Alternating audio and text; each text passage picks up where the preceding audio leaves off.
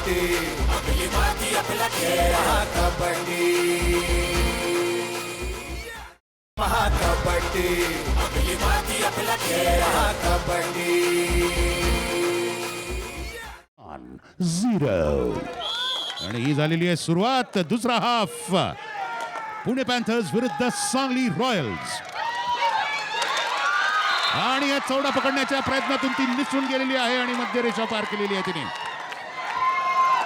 दुसरा हाफ सुरू होता होताच हा पहिला गुण पुण्याच्या खेळाडूचा. तो पहा चौडा पकडण्याचा प्रयत्न फसलेला आहे तिचा आणि वेळीच तिला आणि ही सांगलीची रेडर पुण्याच्या खेळाडूंनी चौडा पकडून तिला जमिनीवर खेचलेला आहे. बाकी सगळा संघ क्षणात तिच्या अंगावर तुटून पडलेला आहे आणि तिची मध्यरेषा पोहोचण्याची तिची आशा ह्या मावळलेल्या आहेत आणि अशा रीतीने ही खेळाडू बाद. जवळजवळ दुप्पट अंकांची आघाडी आहे पुणे पॅन्थर्स कडे.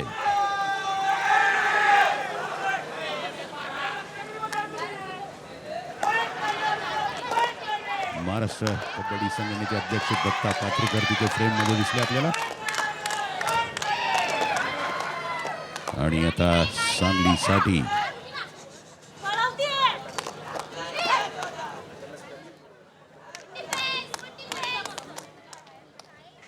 सांगलीची रेडर परतलेली आहे आपल्या हाफ मध्ये आणि पुण्याची कप्तान राष्ट्रीय खेळाडू पूजा केनी आक्रमण.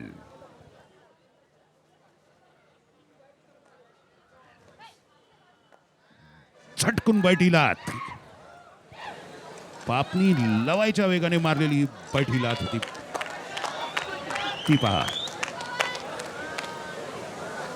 As fast as Bruce Lee. आणि हे जे कसब आहे ते आत्मसात करायला खूप श्रम लागतो. क्या बात है. काय उत्कृष्ट रेड मारलेली आहे सांगलीच्या या खेळानी आणि परत पूर्ण आपलं शरीर मध्यरेषेकडे झोकून दिलं. हे बघा ती मध्यरेषेकडे जाऊन पडली. तुफान डाईव्ह होती ती.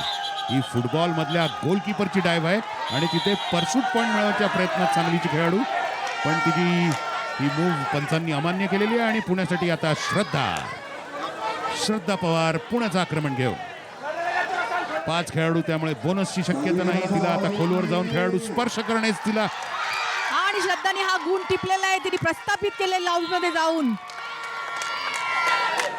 ज्या वेळेला स्ट्रगल होतो किंवा स्पर्श होतो तेव्हाच लॉबीचा उपयोग होतो किंवा इन्क्लूड होतो तुमच्या मैदानामध्ये. मैदानाच्या बाजूच्या ज्या 2 उभ्या पट्ट्या आहेत त्याला लॉबी असं म्हटलं जातं.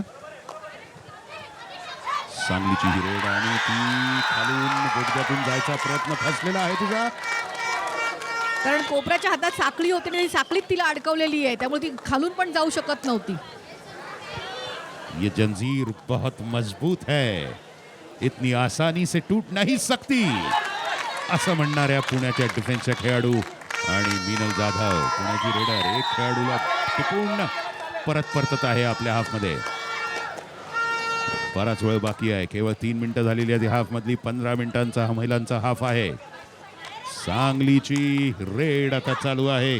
रुबीना शेख परतलेली आहे. रुबीनाचा स्पर्श न होता ती लॉबी आउट झाली आहे. आणि शेवटची खेळाडू ही जर आउट झाली तर लोन होणार आहे सांगलीवर आणि लोनचे 2 गुण पुण्याला मिळणार. असे 3 गुण पुण्याला मिळणार मिळवलेलेच आहेत. छाया लोन हे चढलेलं आहे सांगलीच्या टीम वरती आणि पुण्याने आपली आघाडी अजून वाढवलेली आहे.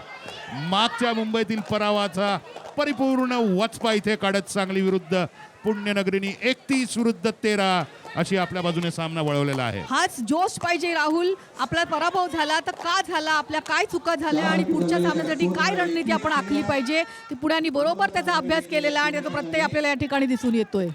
अगदी छाया 4 दिवसापूर्वी ज्या परिस्थितीत पुण्याचा संघ होता त्या परिस्थितीत आता सांगलीचा संघ आहे. हर किसी के दिन आते हैं मुड़कर देखना और हम कहाँ गलत हुए ये सोचना और फिर आकर फिर से मैदान में बाजी मार जाना.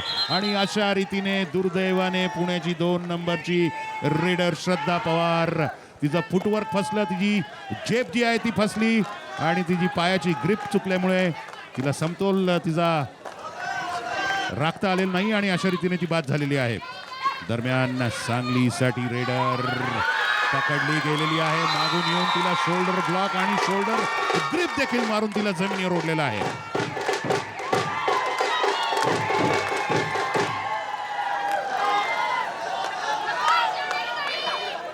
शिवनेरी चिंचवले पुण्यनगरीसाठी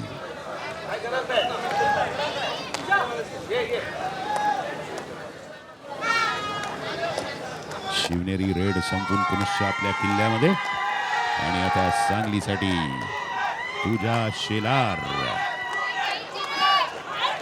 सामन्याची 5 मिनिटं झालेली आहेत आणि पुण्याकडे चांगलंच लीड आलंय.